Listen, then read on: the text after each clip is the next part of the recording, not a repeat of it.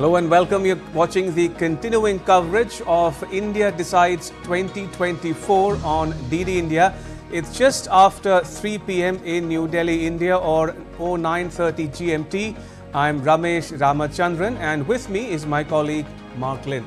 Namaskar, and yes, we continue to cover the great Indian election. This time round, it's a close contest, much closer than people had imagined, and the pollsters had predicted. So we're going to analyze all that, the reasons why it's such a close contest. We have guests in the studio. We'll be talking to our correspondents who are on the field. We'll touch base with the political parties that are concerned and get you up to date.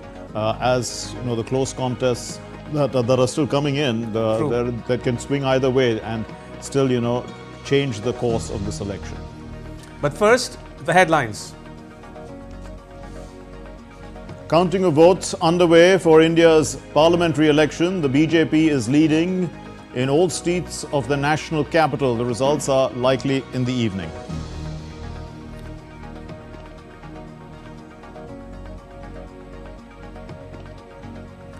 Trends show the BJP-led NDA leading on a majority of seats over the Congress-led opposition alliance. Prime Minister Narendra Modi and Home Minister Amit Shah leading in their constituencies.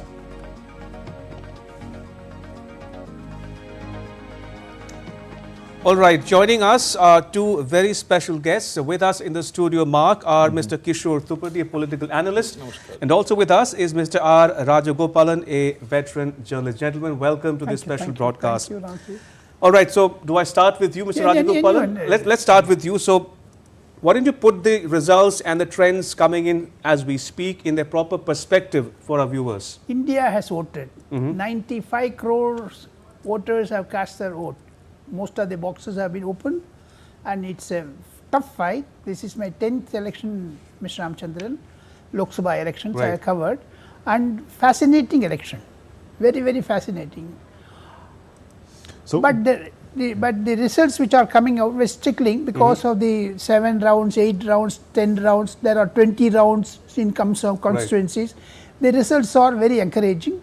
Mr. Narendra Modi's the government is heading for a third term election. That is what the indications are, because it has got 292, they may touch 300. 65 crore voters according to my, that's right. Voters have been counted, and another few thousands, few lakhs will be counted. By 7 o'clock, I expect a full result, Mr. Ramchandran. All right, before we come to you, Mr. Thupati, let me also update our viewers with the latest information.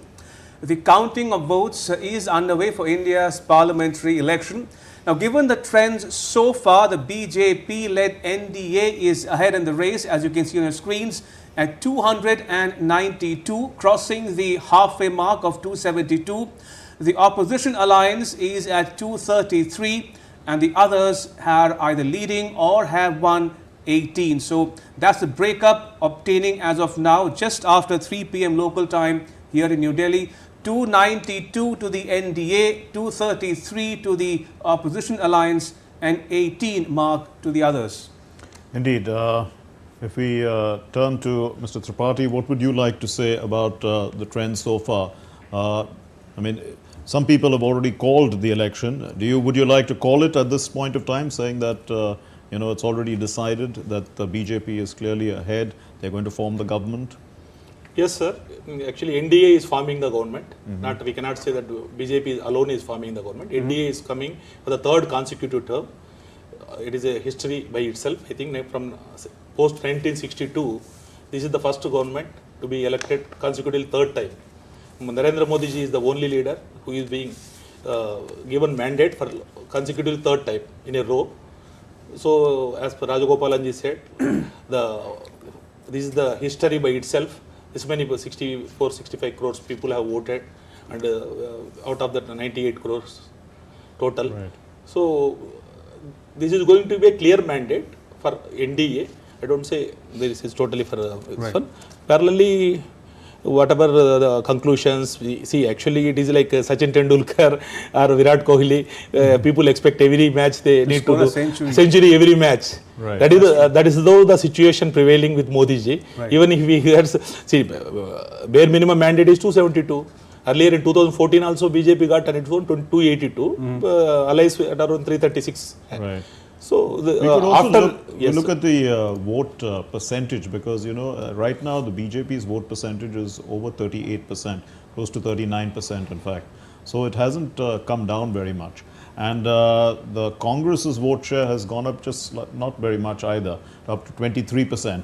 So if we look at that, what are the dynamics at play then? Are the others really involved? Is it the alliances that were formed pre-poll that have made a difference so far, that's made the contest look much closer?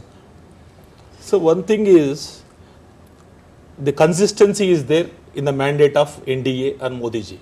You keep, just let us see, first 2014 it was only 31% BJP, 2019 it is 37%, now it is being वो भी पार कर रहा है 2024 में, that voting percentage, that too of the mandate. See, already voters are also added, na?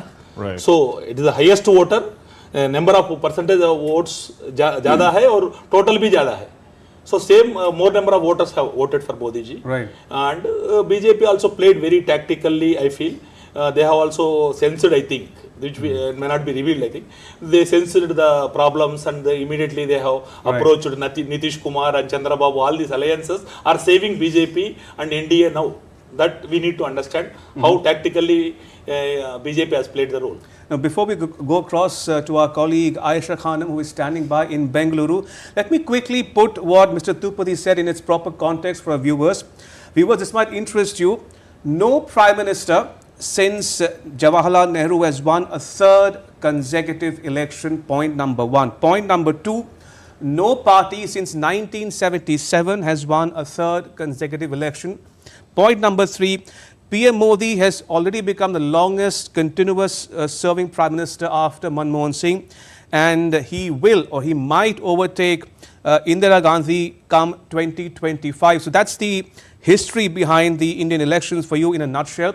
But going across to my colleague Aisha Khanam in Bengaluru. Aisha, fill us in on the latest you are picking up. Well, Ramesh, in Karnataka, the BJP is winning on the expected lines, and right now we see that BJP is leading on over 18 seats, although the BJP expected that it will win 22 seats. But the BJP's alliance party, JDS, is also winning 2 seats. And also another expected result is that in Hassan, wherein Prajwal Revanna had contested. Prajwal Revanna, remember, he is the MP involved in a sex scandal, and he is trailing and he is losing his seat in Hassan. So for JDS, it is the loss of 1 seat. They had contested on 3 seats. But for the BJP, it is the alliance. They are riding on the alliance and gaining ground in South Karnataka, which is the old Mysore region, which is dominated by the Vokkaliga caste community. And this is here that the BJP has caused a big upset, defeating D.K. Suresh, who is the brother of Deputy Chief Minister D.K. Shivkumar, known to be a very influential leader in this region. So D.K. Shivkumar is defeated in this seat, Bangalore rural seat, and this is here that the BJP has caused a major upset for the Congress. But for the Congress, though the Congress had set its eyes on over 15 seats in Karnataka, the Congress seems to be settling for 9 or 10 seats here in the state. Now, remember, the fight in Karnataka was for the 5 guarantees, the schemes, the welfare schemes, and the freebies which the Karnataka government introduced in the state, which the Congress government introduced in the state, and these 5 guarantees versus 1 guarantee, which is a guarantee given by Modi, Prime Minister Modi. So this was the fight between the guarantee. It was a battle of guarantees. But Congress is disappointed that their Yes. guarantees have not really reached all the corners of the state. The 28 seats have not reflected the implementation of the freebies or the welfare schemes in the state. So for Congress, it is a setback being in power in Karnataka. But for the BJP, this is quite an unexpected lines, except for 2 or 3 seats they are losing, and the BJP says that the BJP is happy about the fact that it was a Modi wave, that led to this massive victory in the state. Okay, we are also joined by Mr. Matthew Anthony of the Congress, a Congress spokesperson joining us from Mumbai, and Professor Sriram Cholia, international affairs expert, who's also joining us online. Mr. Anthony, of course, the Congress must be happy with these results, but we were just talking about Karnataka and being in power in the state. Maybe people were expecting a little more of the Congress. How would you look at the performance, especially what our correspondent was just talking about, DK Suresh, losing by quite a significant, at least he's not yet lost, but the margin is about 270,000 votes currently. First of all, it's a good performance for the Congress party from, if you look at it from the 2019 elections. And overall, our narrative, which was showcasing the scenario of unemployment in India, the price rise in India, and the solutions which we are offering with respect to the employment for the youth as well as for the poor women, and the caste equation and the caste censuses which we are offering has been well received. Our narrative has been well received. Of course, the Karnataka numbers are not up to our expectations. Having delivered all our promises which we gave to the people during our state assembly elections, we were expecting quite a bit seats more in Karnataka, which we will have to look back into the numbers and the reasons why we have not gained those seats in the state of Karnataka. However, UP and Maharashtra has given significant gains for the India Alliance. And by evening, we will have a clear picture about how the real numbers come to our expected numbers of around 295, where we are little away from that by 65 seats right now with the numbers being given. However, we will wait till evening on how it unfolds in a final form, and then we will take a call on how things will be going ahead for us in the coming days. But what we can say is that BJP fought this election only on Modi guarantee without any narrative. And we can clearly say that with BJP...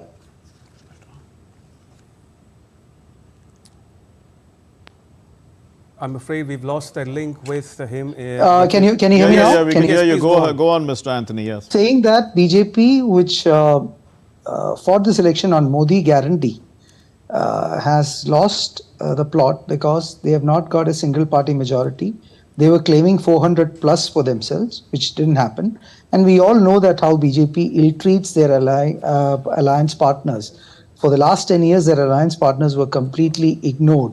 Now they are speaking about NDA, which they have completely forgot about, and they backstabbed 2 of their alliance partners, or they backstabbed one of their major alliance partners, Shiv Sena in Maharashtra, for which they are paying a heavy price right now. And for any particular alliance partners, it will be a big distrust to trust BJP with the Narendra Modi and Amit Shah government. So we will wait till the evening for the numbers to unfold. However, we are very happy with the performance which we have seen till now, and we are hopeful that our numbers will further go up by the end of the elections. Fair enough. That's what we are doing. Professor Cholia, coming to you now, since you dabble in foreign affairs and international relations, why don't you put the number in the proper context for our viewers joining us from India and around the world? And as we speak, BJP is at 242, the NDA is at 295. On the other hand, the Congress is at 99. These are trends and results combined. And the opposition alliance is at 230. So it's 295 versus 230, Professor Cholia. Yes, Ramesh, greetings to all viewers from around the world on DD India. I think the continuity, the message of continuity is quite clear from the voters of India. Prime Minister Narendra Modi, his party and his coalition are going to form the government. In other words, there is going to be Modi 3.0. This is the big news coming from India. And the difference, of course, is that the ruling Bharatiya Janata Party of Prime Minister Modi did not on its own, does not look like it is getting a majority. Earlier, it had a coalition. The coalition was always there, but the BJP alone was able to command the majority in the parliament and run the government. So it will require a little more coordination, a little more, group formation, and a little more, give and take with coalition partners to run this government. But I think the big picture is that this is going to be a stable coalition. If there is a coalition that's going to rule for the next 5 years under Prime Minister Modi's leadership, it is going to be stable because the arithmetic that Ramesh just mentioned is such that the BJP may fall short by just about 30 or less than 30 seats. So they are not heavily dependent on coalition partners. The BJP will have the majority hand within the coalition. So in other words, what it means is that the world need not worry for any instability or unpredictable policies or sudden reversals. There is continuity, and there is going to be continuity of policies and reforms. Prime Minister Modi has committed himself to long-term reforms for shaping the India of all our dreams and for making it a developed country by 2047 and a great power in world politics. Those goals are not going away. There is going to be no new entrant who will come and say, no, we are going to reverse everything that was done by Mr. Modi for last 10 years. So the world can be assured that there is no such going back. There is no backtracking. Okay. We are only going forward. But of course, it will require a little more, juggling of more balls in order to maintain the trust of the partners over the next 5 years. Fair enough. Continuity with stability, says Professor Cholia. I'll request all our guests, Professor Cholia, Mr. Anthony, Mr. Thupati and Mr. Rajagopalan, to stay with us for some more time as we go across to another of our colleagues who is standing by, this time at the BJP headquarters in New Delhi. Kriti Vadhera is with us, Mark. Yes, Kriti. So tell us the mood in the BJP camp. The BJP-led NDA is clearly ahead and has the numbers to form a government as things stand. So, our experts are saying that it's continuity, stability. These are what the overall message that's coming across from the electorate. What's the mood like in the BJP camp?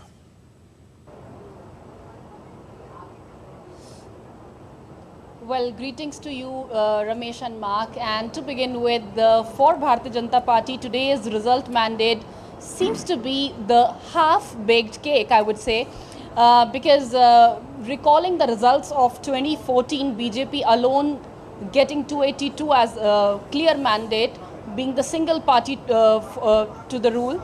Yes. And then in 2019, BJP got 303, becoming a single party. But today's result, puts a dent, puts a question mark on BJP's result for this election.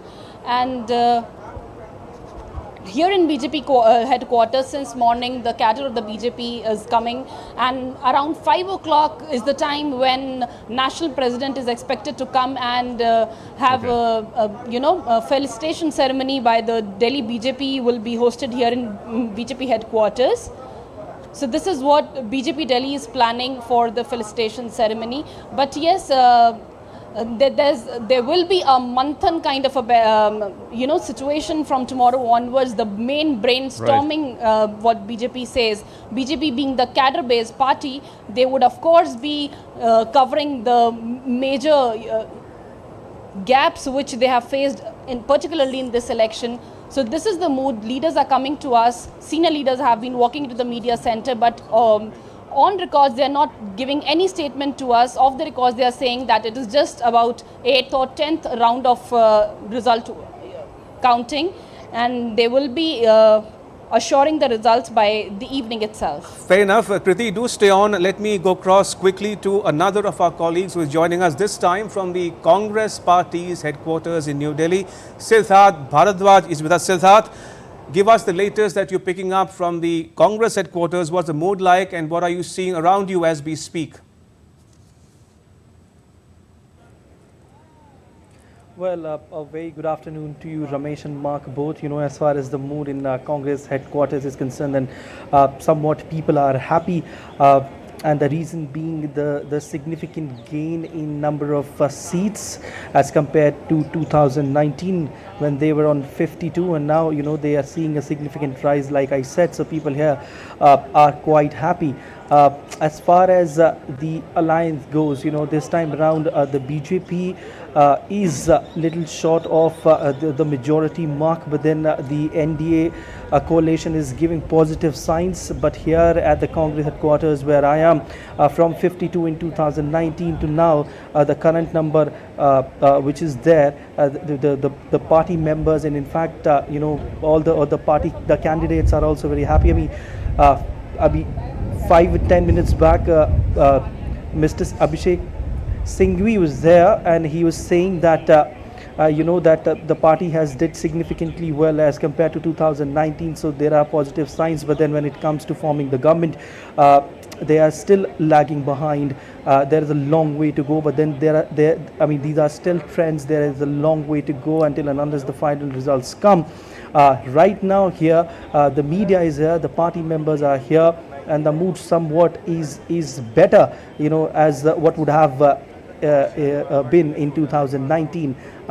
They are distributing sweets because of the party getting good numbers as compared to 2019. But like I said, as far as forming the government is concerned, then the party is lagging behind in terms of seats, whereas when it comes to the BJP, from 303 in 2019, 282 in 2014, and the alliance, the chances are bright for the party and the NDA to form the government.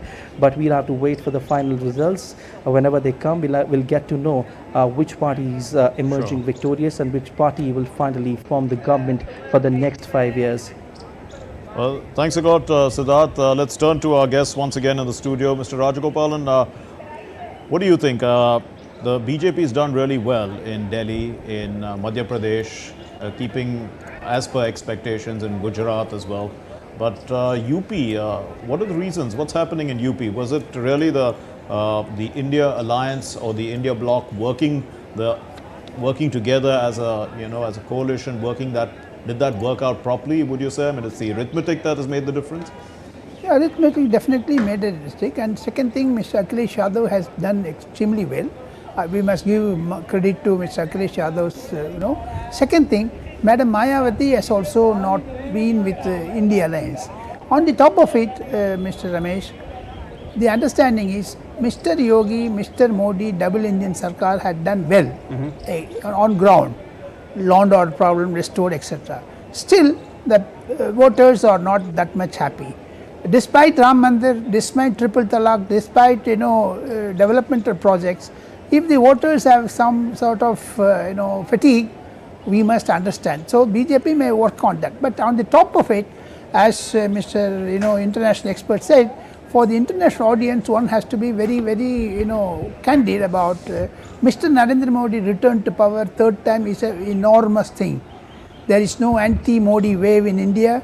That has been proved very well. And at the same time, the Congress also got disintegrated. The Congress spokesperson was also saying about certain deficiency in NDA. Similar deficiency are also in the Congress. One has to notice that, because the fielding of some leftist candidates in Delhi, especially Kanyakumar, that went against the party. The party is also under great amount of stress by the old timers. You can't parachute the top. It also happened in BJP. I said both the parties. But on the top of it, Mr. Narendra Modi having established a complete lead, it is incumbent on the President of India to invite the single largest pre-poll alliance. And a short while ago, Mr. Narendra Modi had a word with the Chandrababu Naidu, the designation of Chief Minister of Andhra Pradesh, and also Mr. Nitish Kumar. And very, soon, we may expect a thing. As your correspondent also mentioned, 5 o'clock, the national president of BJP, Nadda, is coming to the BJP headquarters. And I am also sure by 7:30 or so, we get a complete picture, and Mr. Modi may address the nation, because there are lots of shortcomings in the ruling party as well as in the opposition. Absolutely. Opposition did not do well. Extremely, opposition parties have, gone off the tangent. they could not increase the tally, and there are 27 parties, whereas here it's only 6 or 7 political parties in the ruling party. Mr. Narendra Modi means stability, the Congress means instability. Okay. Right, Mr. Reports Tupati suggest also that Rahul Gandhi might be addressing the press at around the same time as at 5 o'clock. So we'll have to look at both those sides. Yeah, Mr. Tupati, now if we were to zoom out and look at the map of India as it's obtaining now as we speak, with the trends and results coming in, 295 to the BJP-led NDA alliance and 230 at last count to the opposition alliance, how would you look at or interpret the results and trends party-wise and region-wise? How do you rate or assess BJP's performance in the East and South in particular in the 2024 election? See, East you would have seen BJP swept Orissa. BJP is coming to power in Orissa for the first time with 19 MP seats out of 21. It itself is a great thing, and BJD is delegated to 1 seat and is totally diminished. And BJP first time it is forming the government in Orissa, and what entire media is missing is 4 assembly elections has happened now. 4 elections mein NDA jeet ke aaya. Andhra Pradesh NDA, Orissa NDA, Arunachal on its own BJP got into power, and even Sikkim is also NDA only. So 4 states NDA led governments are forming now, which is a new entry. Orissa is a new entry, and last time Andhra Pradesh it was only 0 for BJP. Now they are coming to 21 seats, entire NDA. So those people who say that BJP is only limited to north or west, for them it is a thing. Now BJP has scored very well in south. Right. Telangana BJP recently 6 months back only they came to power, Congress came to power, where BJP is having only 8 MLAs. Now 8 MPs have come here. Right, Mr. Right. Tupati, I'll have to And interrupt he you there. did not mention about Arunachal Pradesh, which is very, very important. He did mention. mentioned, sir. He did So mention. that's Right. Arunachal Pradesh coming to the kitty of Mr. Narendra Modi third time is a major victory. Absolutely. Let's get you some breaking news, viewers. News just coming in. Union Home Minister Amit Shah arrives at the residence of the BJP National President, Mr. J.P. Nadda. Defence Minister and BJP leader Rajnath Singh also arrives at the residence of Mr. Nadda. That's the news coming in at this very moment, that BJP leaders are gathering at the residence of BJP National President Mr. J.P. Nadda here in New Delhi for confabulations, for talks and for deliberations on the way forward between now and late evening when the actual numbers begin to emerge. Mark. Right. Mr. Rajagopalan, what would you like to say about this meeting? They want to confabulate and they want to arrive at a conclusion, and they present brief to the Prime Minister, and in the evening there will be an important leaders meeting of BJP at national headquarters of BJP. Therefore, they want to understand what went wrong, how they would have gained certain things, and this election, Mr. Ramachandran, I have covered 10 Lok Sabha elections till now. This is a very unique election. Why do you say that? The reason Narendra Modi came third time, everyone thought that it will apki bar, 400 ki par. It could not go. There is no anti-Modi wave in the country. Neither there is a pro-opposition wave. Despite that, Mr. Modi getting 3-4 state governments to his kitty is a major thing. They spoke about competitive federalism. Now Mr. Modi gone into the states and breached the Biju Janata Dal's domain, and he got the Odisha back to his kitty. So this is the thing, Mr. Amit Shah and Rajnath Singh, because 2 former presidents of BJP is meeting the present BJP president. I have a feeling these 3 have a connection from 2014 to 2024. Amit Shah was president, Rajnath Singh was president, now Mr. Nadda is president. So Mr. Nitin Gadkari is the absentee. He may be also called in the evening meeting. Okay, fair enough. Let's go across once again to Mr. Anthony, who's the spokesperson of the Congress party, who's joined us online from Mumbai. So, Mr. Anthony, the Congress has done well in Maharashtra, clearly. Yes, but I'm already talking to Mr. Anthony, so we'll talk to him first and then we'll go on with the other reactions that are coming in. Mr. Anthony, 11 seats the Congress is leading in, and the alliance has done reasonably well. We've done 28 seats out of 40. Out of the 48. So, tell us a little bit about what the reasons behind this sort of success. Mark, see in Maharashtra, what has happened is two parties which had its origin from Maharashtra, that is Bal Thackeray Shiv Sena and Sharad Pawar's NCP. Both of them were backstabbed and completely engineered by the BJP. And the pride of Maharashtra, the Marathi Asmita, has been completely insulted by the BJP. And this is a payback time for them because the people of Maharashtra is voting against that. Not only that, then there have been a lot of corruption allegations in the city of Mumbai. Right, Mr. Anthony, I hate to interrupt you there, but we have to play some more reactions coming in, this time of Pushkar Singh Dhami, Chief Minister of Uttarakhand. Let's listen in. आज उत्तराखंड के अंदर भी 5 सीटों पर Bharatiya Janata party जीती है, कमल खिला है। बड़े आश्चर्य की बात यह है कि हर बार ईवीएम चिल्लाने वाले लोग अभी ईवीएम पर नहीं बोल रहे हैं। बड़ा आश्चर्य है। मैं देवभूमि उत्तराखंड के सभी मतदाताओं का धन्यवाद करना चाहता हूं कि उन्होंने एक बार फिर से आदरणीय मोदी जी के नेतृत्व में 5 सीटें यहां पर भारतीय जनता पार्टी को जिताई हैं। हमारे जो नेता है नरेंद्र मोदी जी के नाम पर ये चुनाव लड़ा है और उनकी जो क्रेडिबिलिटी है, उनकी जो गारंटी है और उन पर जो लोगों का विश्वास है, आज उसी का ही परिणाम है कि हम तीसरी बार जो है भारतीय जनता पार्टी जो है अपनी सरकार सेंटर में बनाने जा रही है और आप सबका आशीर्वाद हमें चाहिए। और इसके साथ ही मैं अब जो है आपसे मिलती रहूंगी और आगे जो भी है, जो जिस तरह से हमारा प्लान है चीज़ें एग्जीक्यूट करने का और लॉन्च करने का, वो हम डिस्कस करते रहेंगे।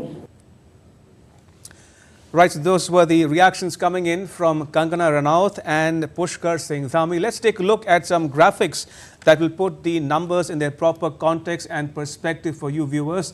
Let's start with Maharashtra, Mark, where we have seen in the seat on Jalgaon, the vote margin is more than 200,000 at the BJP. Smita Uday Singh of the BJP is leading as compared to Karan Balasaheb Patil Pawar of the Shiv Sena, Uddhav Balasaheb Thackeray, who is trailing. And this is Raigad, which is also above 2 lakh votes, or 200,000 votes. And the lead is the NCP. These are all Maharashtra seats.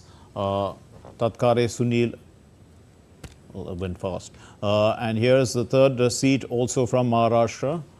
Yeah, we have Rawar, where the BJP again, Khadse Raksha Nikhil is leading against Eknath Nagu Salunke, an independent candidate on that particular seat in Maharashtra, where the vote margin again is more than 200,000. So these elections you can actually call because, I mean, the vote margin is so high that obviously it's as good as one. Also coming up, Ratnagiri Sindhudurg, again from Maharashtra, where the vote margin is more than 200,000. The BJP Narayan Rane is leading against Vinayak Lavu Raut, an independent candidate who is trailing. That was Maharashtra for you. Let's also bring you some other news and vote margins from the other states that went to the polls. Uttar Pradesh, for instance, the state which sends the largest number of MPs to the Indian Parliament.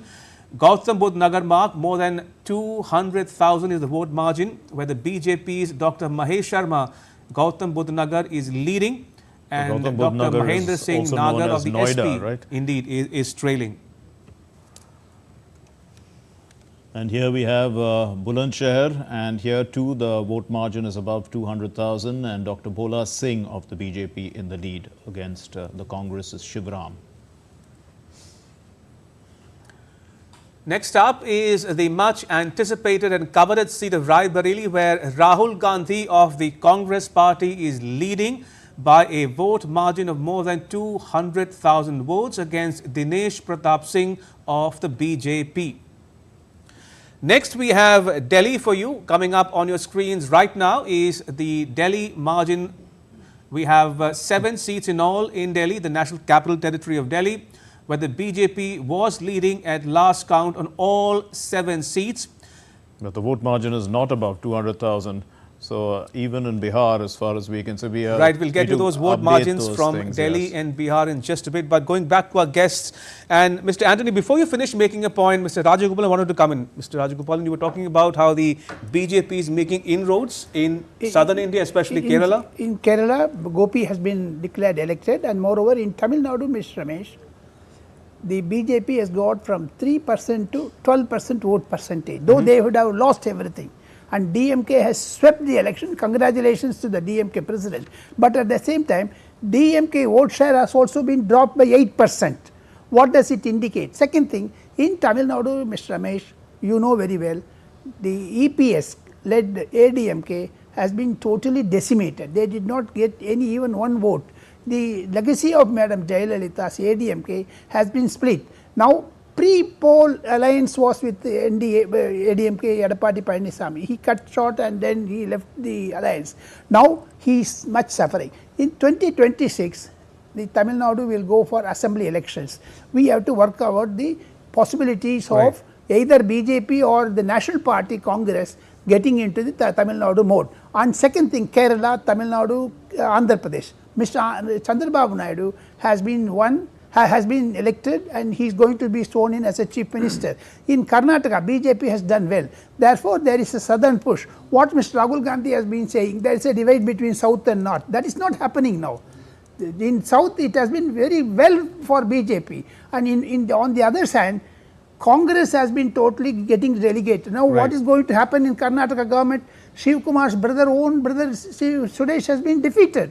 So, things are to be noted by the Congress president and also the BJP. Both the parties have to rework on the strategies as far as South is concerned. But in Tamil Nadu, the Dravidian movement is fading away very fast, and the Hindutva, what Mr. Narendra Modi has been there for 8-9 times, that has been pushed that, and it is picking up. So, South is changing slowly, North is also reducing. So, there is it's a dance of democracy, Ramesh. So the complexion is changing thick and fast as we speak, says Mr. Rajagopalan. Let me now go across to our other guest who is joining us remotely, Professor Sriram Chaulia. Professor Chaulia, now coming back to the point where you left it the last time we spoke, for the benefit of viewers again who are watching this special broadcast, would you say that in Modi 3.0, the government will stay the course insofar as foreign policy is concerned? No surprises there really? Yeah, Ramesh, Prime Minister Modi is a giant on the world stage. He has personal chemistry and relationships with presidents, prime ministers, heads of state, heads of government from all over the world. So that, is something that we cherish because it is helping India to become a leading power in the world. And those relationships which have been cultivated over the last 10 years, so governments have been changing in all these other countries, but in India, there is no change in government. There's no change in prime minister. And that, is a very comforting factor because otherwise, it can lead to going back to the drawing board, rebuilding the relationships, again, restarting the talks with new teams, with new ministers. So I think that there's a big advantage with continuity here. And the world, even with the investors and with, foreign multinational corporations and institutional investors, all these people, they have been rooting for continuity in India. So they'll come back. They'll all come back to India and want to continue this friendship with India because India is a big opportunity for all these countries, for the whole world. And had this been a fractured or a fragmented hung house, as we call it, had it been the other way around with this India coalition with more than 24 parties, suppose they had the nose ahead and they would be able to form the government, just imagine the chaos it would signal to the world. So India is orderly, India is stable, and India is on the right path. And of course, they all are observing keenly. I've been watching what the foreign media and the foreign diplomats have been saying since the results have started coming in. There is a bit of concern. Some of them were worried that, will Mr. Modi come back? But now I think it's quite clear. And I think they're happy because nobody wants to reinvent the wheel and rebuild, established relationships. People like the direction of Mr. Modi, his foreign policy, the kind of, clarity, strategic clarity that he has shown to our friends and also the strategic resolve he has shown to our adversaries. So I think if at all somebody is unhappy today, it will be our two neighbors who have been our adversaries, China and Pakistan. But otherwise, we have a good government in safe hands, and the world will be breathing a sigh of relief that India is not falling, India is standing. We have some breaking news that's coming in. Breaking news, please put it on the board. Okay, this is in Punjab, the INC's Amar Singh has won from Fatehgarh Sahib. The INC's Amar Singh has won from Fatehgarh Sahib. This is breaking news that's come in. Right, so that's the big breaking here on DD India. One more result in that Punjab, has yeah. Amar Singh of the Indian National Congress has won the Fatehgarh Sahib seat. It doesn't change the overall figures because they're already showing leads and trends. We are going to play out now a reaction of Manoj Tiwari, who's leading also from the northeast Delhi seat.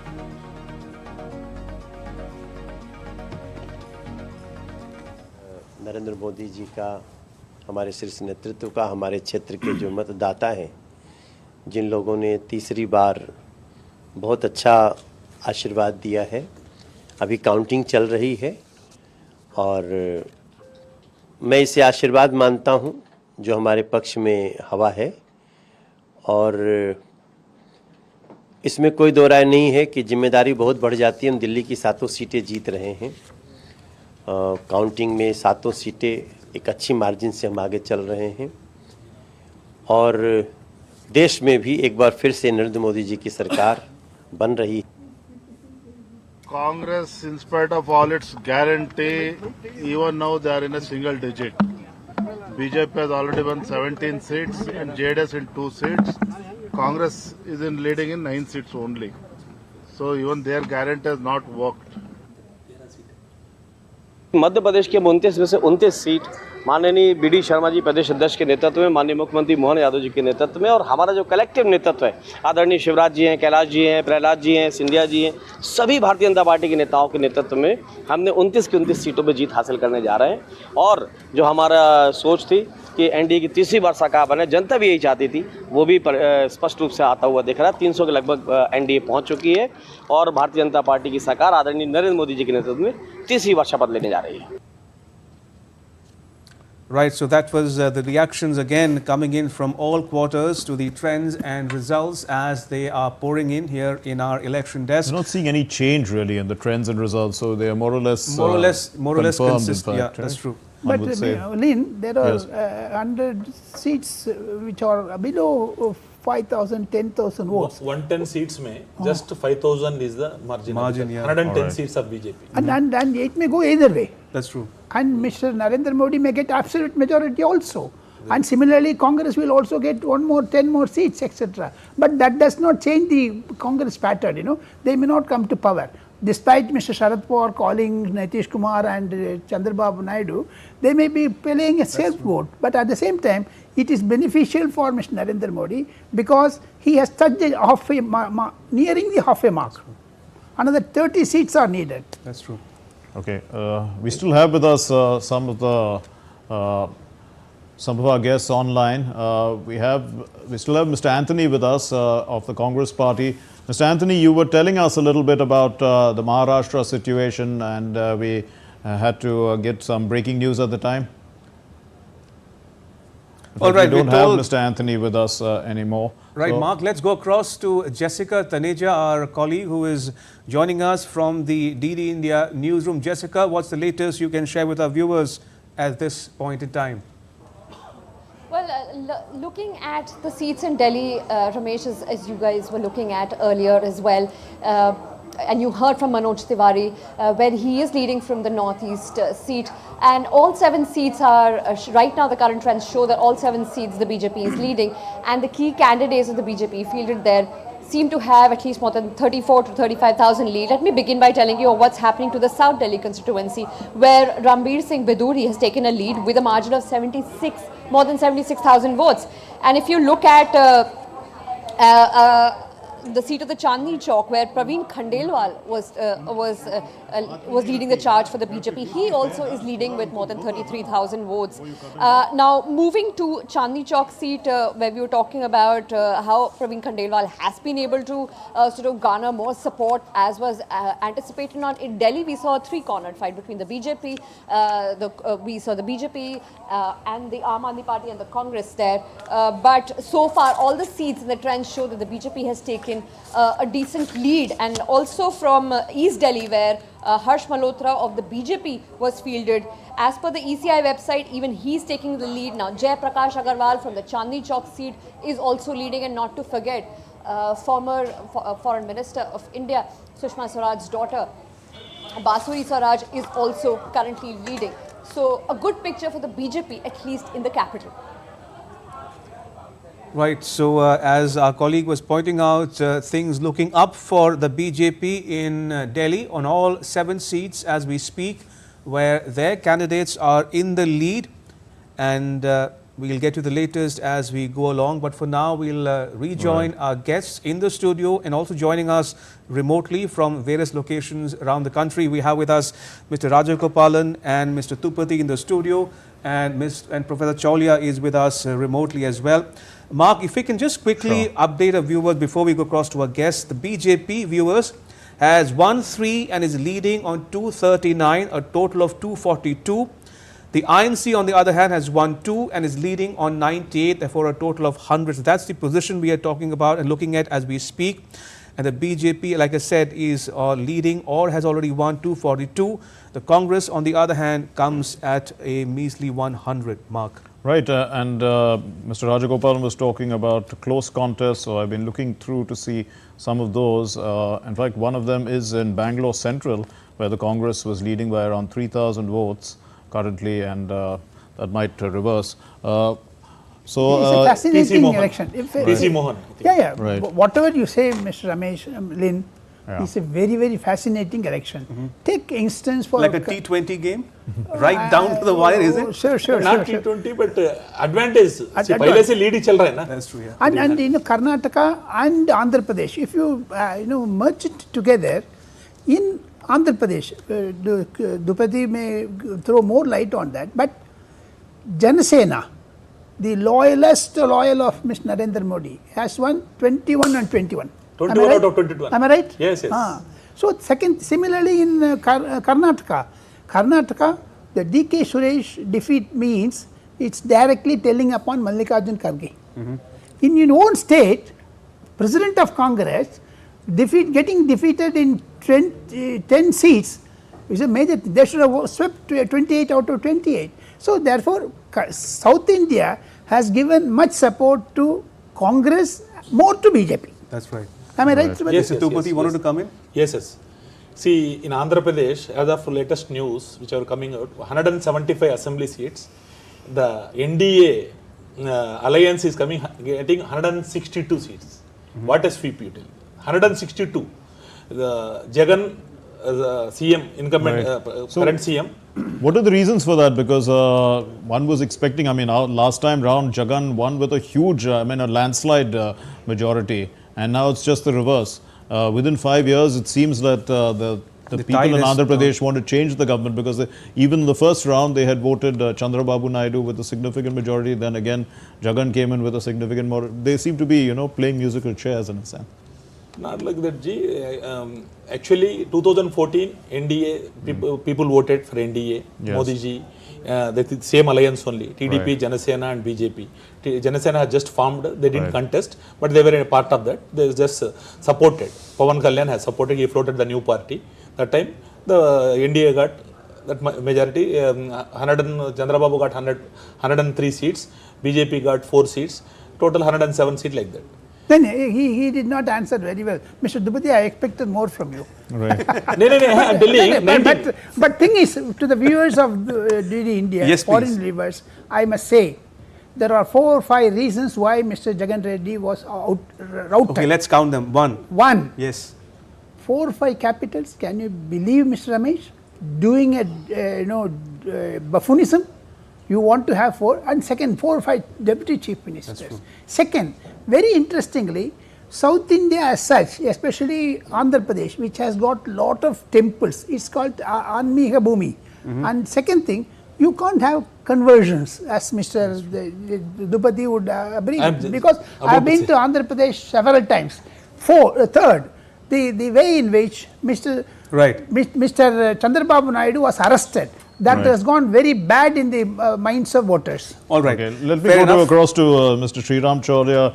Dr. Cholia, you were saying that there's going to be continuity as far as foreign policy is concerned, and it speaks well for our foreign policy.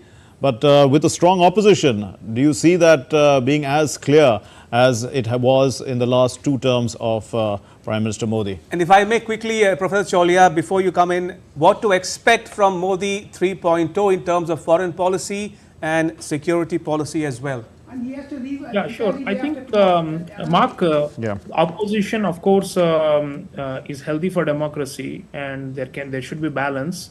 But I think when it comes to core national interests, we have seen some, politicization of foreign policy issues, especially the border dispute with China and all that. There have been some ugly accusations which are unfounded from the Congress and its allies in the last few years. So I think it will be a bit of a challenge when it comes to the noise in the democracy. When you have 200 plus in the India alliance, they will want to rake up issues and make controversies even when there couldn't be one. So I think, but this is politics, in a democracy, one has to adjust to the changed realities and to reformulate and have a different approach to public communication, public relations. As to the coalition partners themselves, Telugu Desam, Janata Dal United, I don't think they will have, they will try to hold the government hostage with any kind of narrow or petty foreign policy priorities. JDU, maybe, Bihar, it has a linkage with Nepal, across the border. Maybe there could be some complications to that. But you remember during the UPA time, when there were these big unwieldy coalitions, all kinds of parties were tugging the foreign policy, especially towards the neighborhood and towards the US and towards Russia and all these big powers, and even China. They, every party was trying to meddle and weaken the central government's hand. I don't foresee that happening this time around. For the reasons I mentioned, BJP still has the strongest presence within the coalition, and it will carry the day. And I'm pretty sure a prime minister who has always prioritized India's role in the world will not outsource foreign policy decision making to non-BJP coalition partners. As to Ramesh, you had a point about Modi 3.2, what to expect? Yeah, I think we want to enhance our national security vis-a-vis adversaries and to build strong coalitions. Those things are going to happen.